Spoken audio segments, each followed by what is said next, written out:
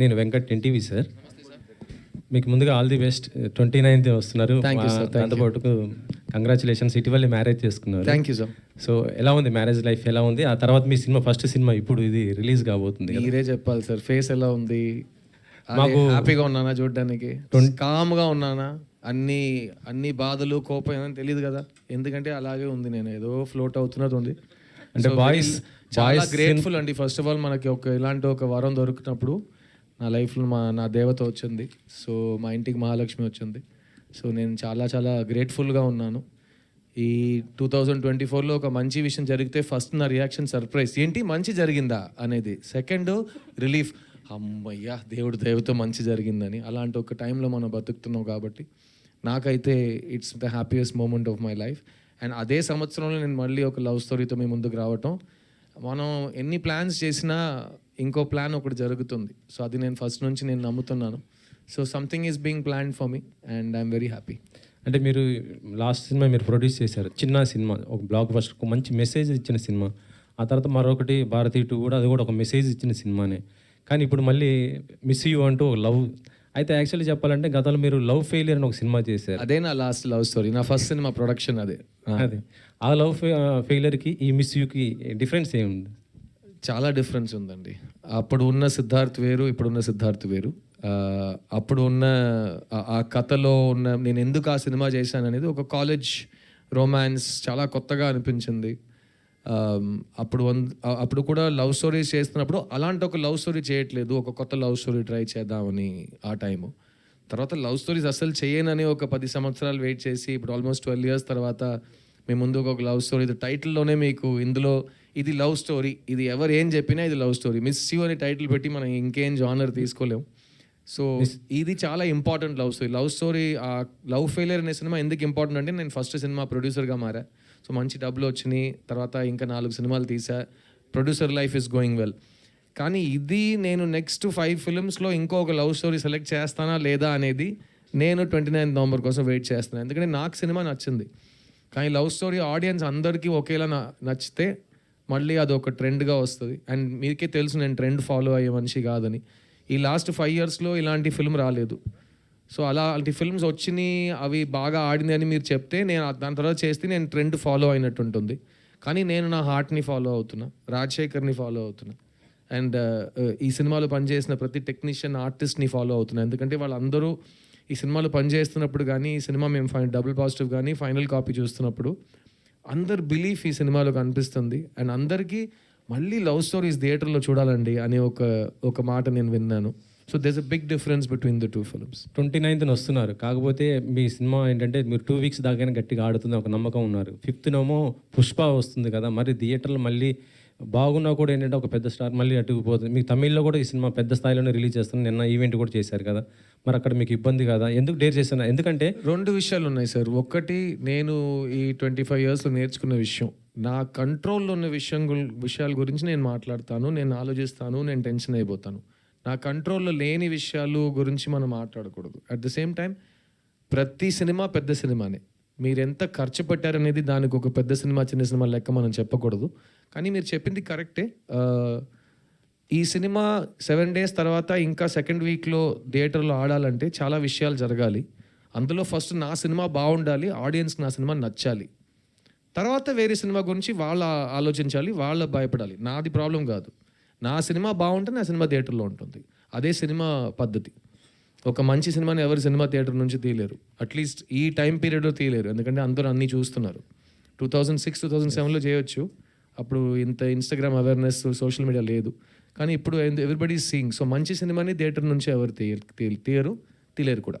ఇందాక మీరు మాట్లాడుతూ అంటే ఒక ఇద్దరు ఎదవలకే ముందు మైక్ ఇచ్చేస్తారు అన్నారు కదా, అంటే ఎక్కడ, అంటే జర్నలిస్టా లేకపోతే ఎవరు ఎక్కడ అంటున్నారు? అది ట్రోలర్స్ అండి. ట్రోలర్స్ ని కూడా ఇప్పుడు ఏం లేదు, నేను ట్రోలర్ ఎదవా అంటే ఏంటి సార్ మీరు ట్రోలర్స్ ని ఎదవలు అంటున్నారని, అయితే నువ్వు ట్రోలర్ అని నేను అడుగుతాను. మీరు ఏ పనికిరాని ట్రోలర్గా ఉంటే మీరు సీరియస్గా తీసుకోండి, లేకపోతే మీరు లైట్గానే తీసుకోవచ్చు. ఎందుకంటే మేము ఎదవల గురించి మాట్లాడుతున్నాం. ఇక్కడ ఎదవలు ఎవరు లేరు కదా, ఐ కార్డ్ చూపించండి ఒకసారి. లేరండి, ఎదవలు లేరండి. సో నేను మాట్లాడుతున్న వాళ్ళు ఇక్కడ లేరు. సో వాళ్ళ కోసం ఎవరు సపోర్ట్ చేసి బెదిరించొద్దు ప్లీజ్. ఓకే, అంతే. Thank you sir. సిద్ధు గారు, సార్ మీరు లాస్ట్ టైం గుర్తుందా? మీ క్వశ్చన్ నేను మిమ్మల్ని కంప్లీట్ ఇప్పుడు డైరెక్ట్ మిమ్మల్ని అడుగుతున్నా. ఇప్పుడు డైరెక్ట్ ఇంకా డైరెక్టర్ కాదు. ఓకే. సో అంటే ఒక బొమ్మరిల్లు, నువ్వు వస్తా అంటే నేను, ఇలాంటి లవ్ ఫిలిమ్స్ చేసినప్పుడు మీ ఏజ్ వేరండి. అంటే యాజ్ ఏ నో మీన్స్ అంటే లవ్ పరంగా, యాజ్ ఏ మ్యాన్ పరంగా కూడా మీలో మెచ్యూరిటీ లెవెల్స్ పెరిగి ఉంటాయి. కథాపరంగా కూడా, అంటే నరేషన్ పరంగా, అన్ని విధాలుగా సినిమా కూడా, కథలు కూడా ఎవాల్వ్ అవుతూ వచ్చాయి ఈ 20 yearsలో. సో ఆ పరంగా చూసుకుంటే మళ్ళీ ఒక కొత్త లవ్ స్టోరీస్తో వస్తున్నానని చెప్పారు కదా, ఆ ఆస్పెక్ట్లో ఈ సినిమా ఎలా ఉండబోతుంది? నేను చెప్పినట్టు లవ్ పెద్దగా మారట్లేదు సార్. మన లవ్ గురించి మాట్లాడే విధానం మాత్రం మారింది. ఇప్పుడు ముందు ఒక లెటర్ రాసి దాన్ని వాళ్ళు చదివారా అని తెలియడానికి 1 week పడుతుంది. తర్వాత వాళ్ళు లెటర్ ఆలోచించి రాయడానికి ఒక 1 week పడుతుంది. తర్వాత వాళ్ళు పోస్ట్ చేసి మళ్ళీ మన దగ్గరకు రావడానికి 1 వారం పడుతుంది. How are you, I'm okay చెప్పడానికి 3 weeks పడతాయి ఆ టైంలో. అప్పుడు కూడా ప్రేమించి పెళ్లి చేసుకునే వాళ్ళు ఉన్నారు కదా. ఇప్పుడు ఏంటంటే ఓకే అనే పదాన్ని కేగా షార్టన్ చేసుకున్నారు. అంత కూడా టైం లేదు మన దగ్గర. సో ఇప్పుడు 2 secondsలో లవ్ తెలిసిపోతుంది. అదే మెయిన్ డిఫరెన్స్. అర్థమైందా? ఓపిక చాలా తక్కువ అయిపోయింది. కానీ ప్రేమలో గెలవడం, ప్రేమలో ఓడిపోవడం స్టాటిస్టికలీ అన్నీ సేమే. ఒక క్రికెట్ మ్యాచ్లో 2 teams ఉన్నాయంటే ఒక్కొక్క టీంకి సేమ్ ఛాన్స్లే ఉంటాయి కదా. అదే ఆ సేమ్ స్టాటిస్టిక్సే ఇప్పుడు కూడా ఉన్నాయి. ఆ మాట్లాడే విధానం మారింది, ఈ డివైసెస్ మారినాయి. కానీ సో నాకు ఇంకో ఎగ్జాంపుల్ చెప్తాను. నేను ఎగ్జాంపుల్స్ బాగా ఇస్తాను. ఇంకో ఎగ్జాంపుల్ చెప్తాను మీకు. మణిరత్నం గారు 2000లో మాధవన్ని, శాలినిని పెట్టి ఏఆర్ రెహమాన్ గారు మ్యూజిక్తో ఒక సినిమా చేశారు, సఖి. ఆ సేమ్ అప్పుడు మణి సార్ ఏజ్ ఏంటి? దానికి 20 years ముందు ఆయన రోజా తీశారు. అప్పుడు ఆయన ఏజ్ ఏంటండి? తర్వాత ఆయన దుల్కర్ని పెట్టి ఒక సినిమా తీశారు. అప్పుడు ఆయన ఏజ్ ఏంటి? ఆ మనిషి ఒక్కొక్క ఏజ్లో ఎంత ఏజ్ పెరిగినా మళ్ళీ ఏ క్యారెక్టర్స్ గురించి సినిమా తీస్తున్నాడో వాళ్ళని బాగా అర్థం చేసుకుని ఆ జనరేషన్కి ఆకట్టుకుని తగ్గట్టుగా వాళ్ళకు సినిమా తీస్తున్నారు. అదే మా ఏఆర్ రెహమాన్ గారు. ఆయనకి ఎంత ఏజ్ అయినా ఆయన మ్యూజిక్లో ఉన్న ఫ్రెష్నెస్ అదే కళ. So art. So same as an actor నా పని ఏంటంటే నా ఏజ్ ఎంత అయినా నేను ఒక క్యారెక్టర్ని ఒప్పుకున్నానంటే చూడ్డానికి ఆ క్యారెక్టర్లో ఉండాలి. అది ఎవరైనా చేస్తారు. ఇప్పుడు ఏఐలో కూడా చేసేస్తారు. ఏమైనా చేసుకోవచ్చు. మీరు నాలా ఉండొచ్చు, నేను మీలా ఉండొచ్చు, మన ఇద్దరు వాళ్ళలా ఉండొచ్చు. ఏం రాంగ్ లేదు. కానీ ఆ క్యారెక్టర్ వయస్సుని, ఆ క్యారెక్టర్ బ్యాక్గ్రౌండ్ని అర్థం చేసుకుని అతనిలా ప్రవర్తించడం, అతనిలా మాట్లాడడం అదే నా పని, అదే నా ఉద్యోగం. దానికి నాకు డబ్బులు ఇస్తారు. అది నేను 20 years నుంచి ఆ క్రాఫ్ట్ మీద ఉన్నా. సో నాకైతే చాలా కాన్ఫిడెన్స్ ఉంది. ఎందుకంటే అప్పుడు కూడా నా మెథడ్ సేమే. బొమ్మర్లు చేస్తున్నప్పుడు అప్పుడు హైదరాబాద్లో ఉన్న కుర్రోళ్ళు, నేను వైజాగ్కి వెళ్తే వైజాగ్లో ఉన్న కుర్రోళ్ళు, విజయవాడలో ఉన్న కుర్రోళ్ళు, వాళ్ళని అబ్జర్వ్ చేసి నేను సిద్ధుని క్రియేట్ చేశాను. ఇప్పుడు ఈ సినిమా విషయానికి వస్తే ఈ కథ విన్నప్పుడు మళ్ళీ slice of life, middle class film, అందులో మనం స్టైల్ ఎక్కువ చూపించలేము, అందులో మనం వాల్యూమ్ పెంచలేము, అందులో మనం హీరోయిజం కానీ అదంతా మనం ఇంట్రడ్యూస్ చేయలేము. సో బిలీవబిలిటీ తీసుకురావాలి పర్ఫార్మెన్స్లో అని అనిపించింది. సో మీరు అడిగే ప్రశ్నకి డిఫరెన్స్ ఏం లేదు. Love story is love story. కానీ హిట్ లవ్ స్టోరీకి అదే అందరికీ నచ్చాలి. అమ్మాయి నచ్చాలి, అబ్బాయి నచ్చాలి, జంట నచ్చాలి, వాళ్ళిద్దరు చేరాలని ఆడియన్స్కి అనిపించాలి. దాన్ని మైండ్లో పెట్టుకుని మీరు పక్క ఇంటి కుర్రోడు నన్ను అంటారు కదా, ఆ పక్క ఇంటి కుర్రోడుగా, పక్క ఇంటి అబ్బాయిగా మళ్ళీ మీ ముందుకు వస్తున్నాను.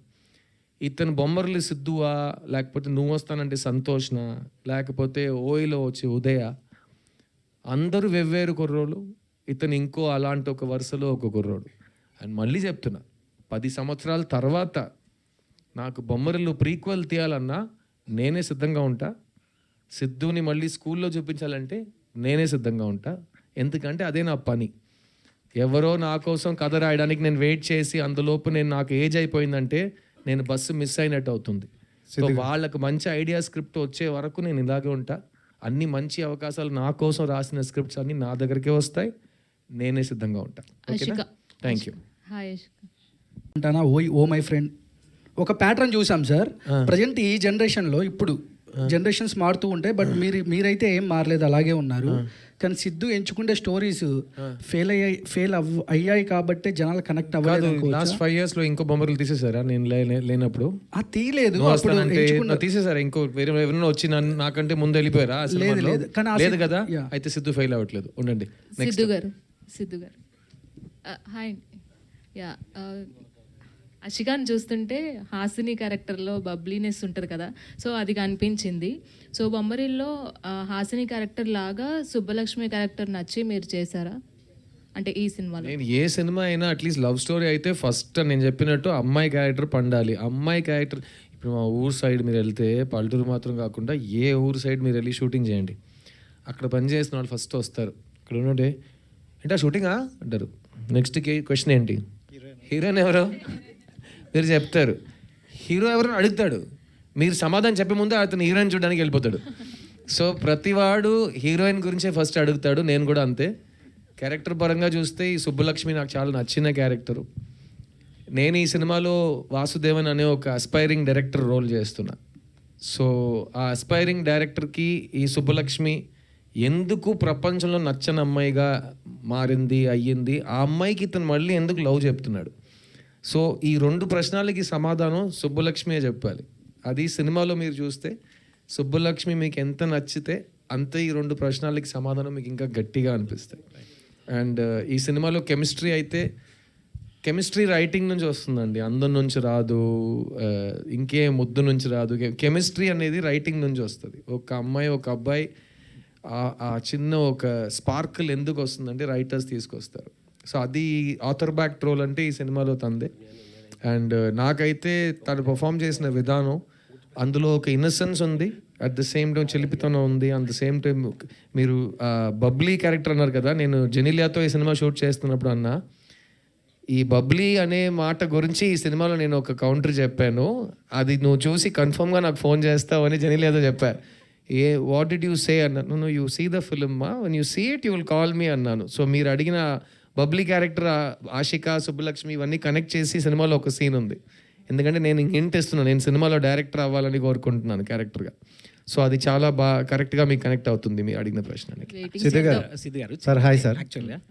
ఆయన ఒక 1 సెకండ్ డెబ్యూట్ చేస్తున్నారు. మీరు ఆల్రెడీ ఒక ఇన్నింగ్స్ ఆడేశారు. 1 సెకండ్ సార్, మీరు సార్ అందరితో ఈక్వల్గా ఉండాలి.